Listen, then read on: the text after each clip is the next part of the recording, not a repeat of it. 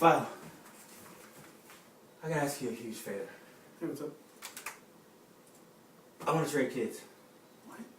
I know, but look, okay? Mine is throwing himself into the arms of danger at every opportunity he gets.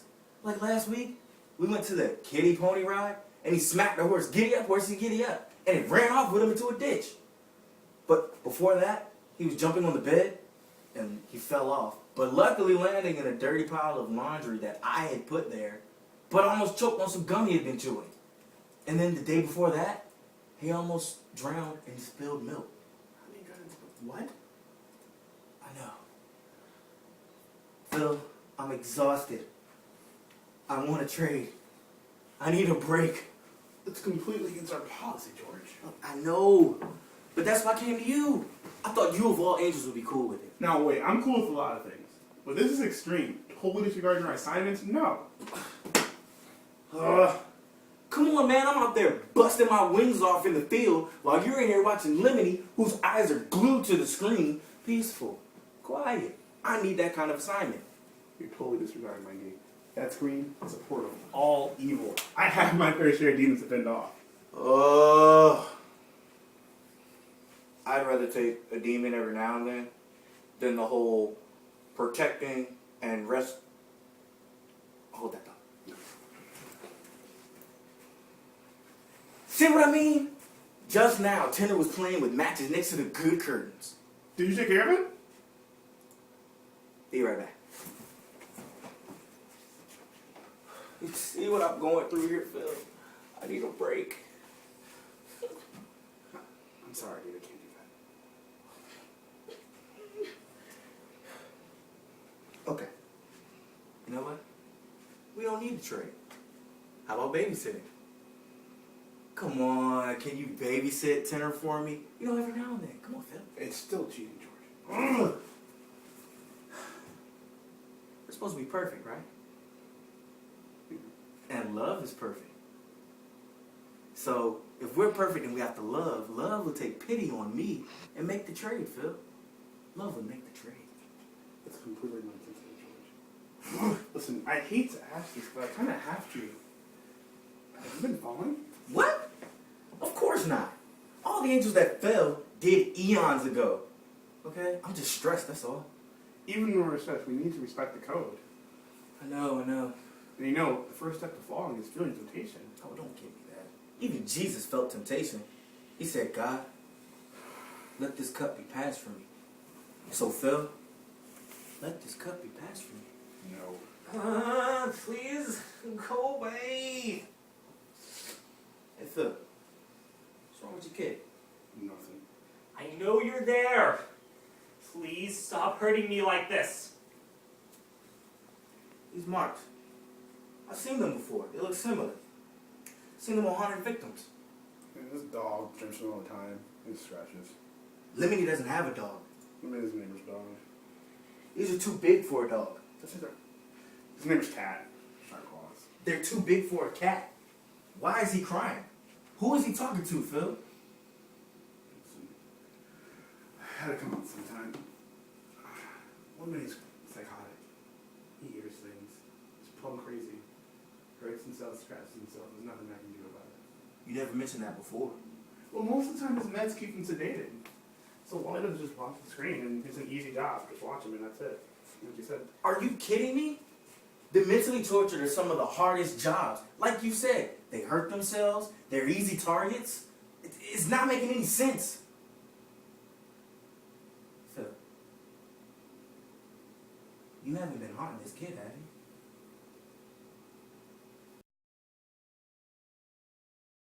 Okay, so first of all, really great job, you guys. I have to commend you for memorizing like so much and getting in so little time.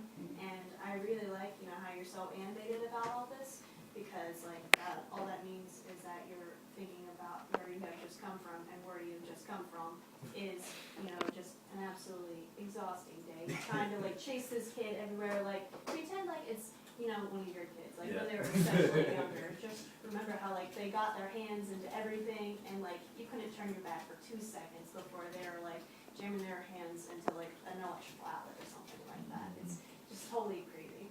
And I guess we can even further perpetuate that metaphor in that, like, you're trying to go behind your wife's back in a way, like saying, like, well, pretend that the wife is like God right now, and like your wife has like, you know, gone off or something like that, and she's like, here, stay and, you know, look after the kids while I'm gone, and you're just like, no, I'm gonna get a babysitter.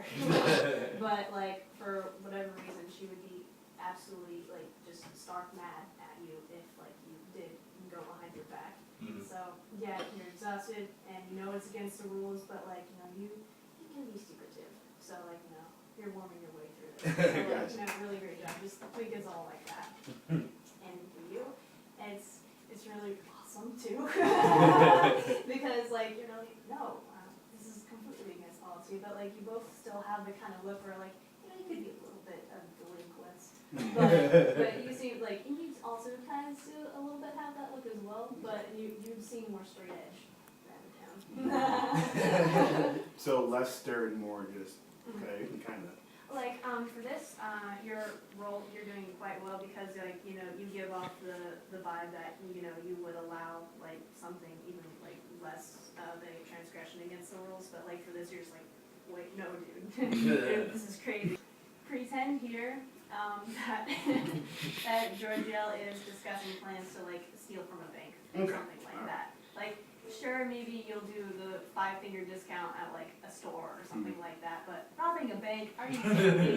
No, dude, no. Okay, so let's see. Let's go for blocking now, I think.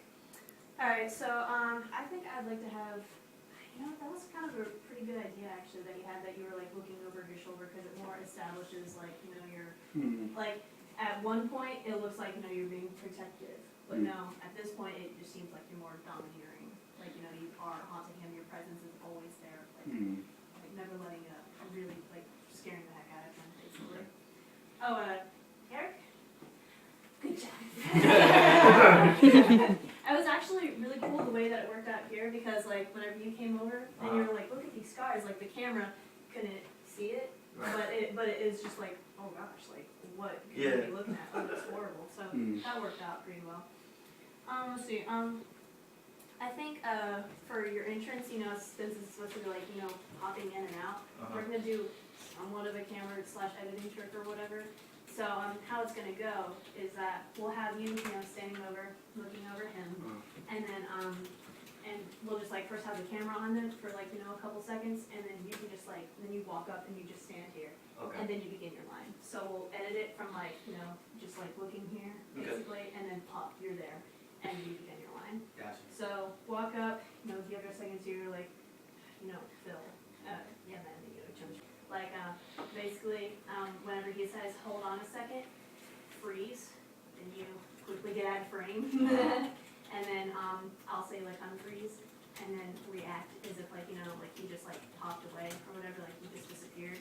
And then this should be normal for me, like. Yeah, that's true. Yeah, it's you know what? Yeah, don't react that much. It's pretty much normal. I mean, I can react like, okay, whatever. Yeah. Okay, good. I'm sorry. Yeah, it's more like you just interrupted the conversation as opposed to, oh my god, he disappeared. No, it's more like Yeah, just like look, like, dude. It's like 11 sentence, like sort of thing, really.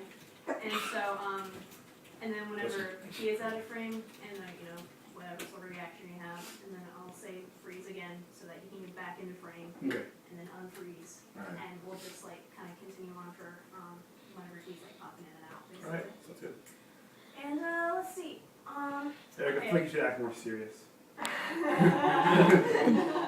Like, no, I like the buddy feel that you guys have between each other. Like, So I should be more kind of like, not comical, but generous when he first comes. Like, hey man, how you doing? Yeah. And then I should like, no, stop. Like when you're like, oh hey man, you know what's up? Yeah, I see What's going how on? that. It's Yeah, like, that oh makes man, sense. you look pretty tired. You know what's going on? And then he mentions one extra kid. He's like, you're like, there's a snap in you. You're like, you've gone beyond the line, like very far already. Okay, sounds good. And one last thing, I want to go through an exercise of just like, kind of like, do you know the exercise of saying like toy boat, basically for enunciation? Oh yeah, it's like Yeah. we say New York, unique New York. Yeah, basically. So, they're gonna do an exercise right now, and then we'll come right back to it.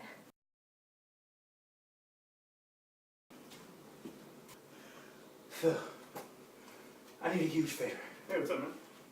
I want to trade kids. No. It's completely against our policy. I know, but look, mine keeps throwing himself into the arms of danger every opportunity he gets.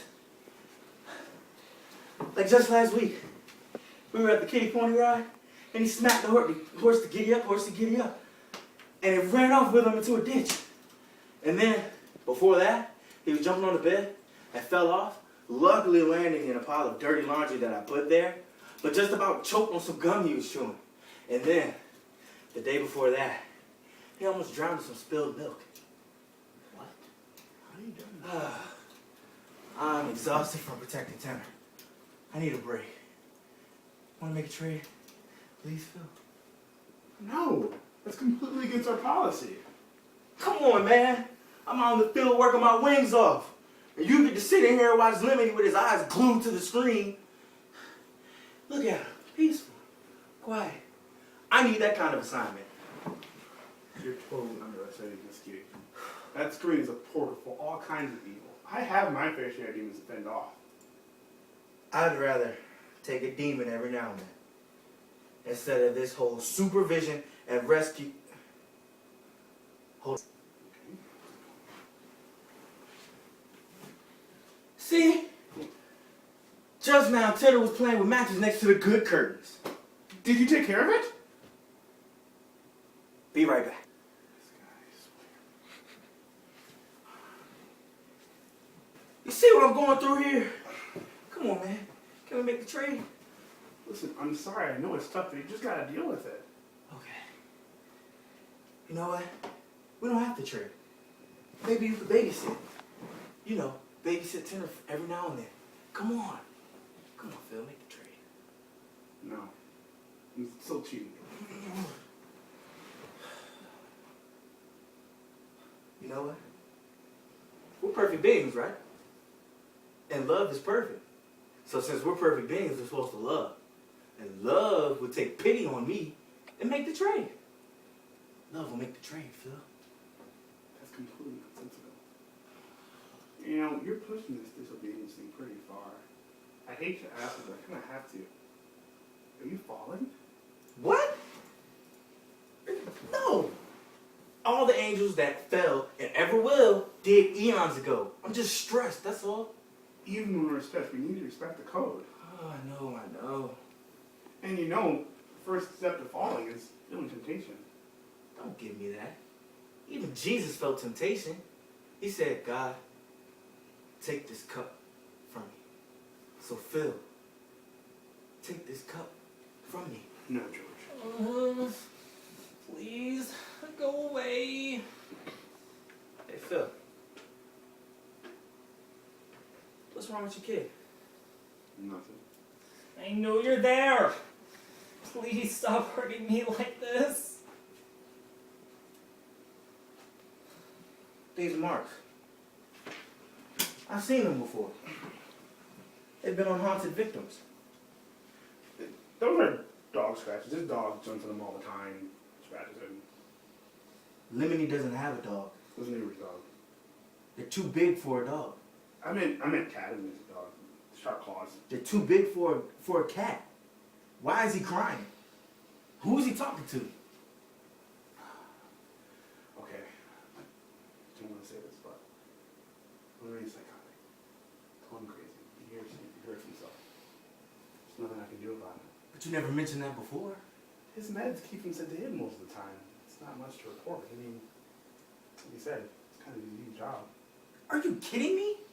The mentally tortured are some of the hardest jobs. Like you said, they hurt themselves. They're easy targets. None of this is making any sense. Phil, you haven't been torturing this kid, have you?